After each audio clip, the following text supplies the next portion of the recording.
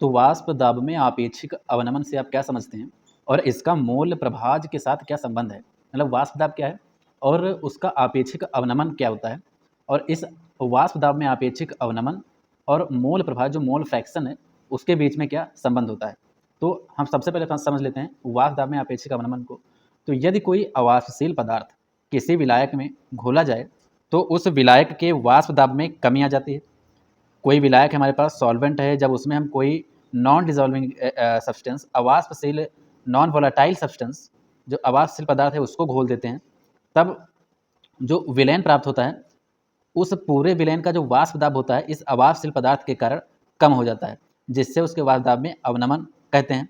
यह विलेय पदार्थ की मात्रा के समानुपाती होता है, मतलब जो उसका विलेय पदार्थ की मात्रा है, या हम ऐसे कहते हैं कि जो मोल फ्रैक्शंस है उस पर डिपेंड करेगा और उसके डायरेक्टली प्रोपोर्शनल होगा।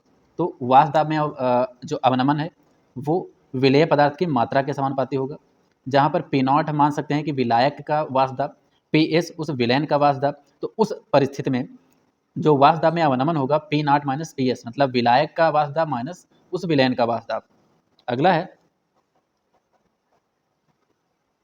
विलयन के वाष्प दाब में अवनमन और विलायक के वाष्प दाब के अनुपात को हम आपेक्षिक अवनमन कहते हैं। राउल्ट के अनुसार जो आपेक्षिक अवनमन होगा वो वाष्प दाब में अवनमन कितना हुआ P naught minus P S, उस विलायक का वाष्प दाब कितना है पी नॉट।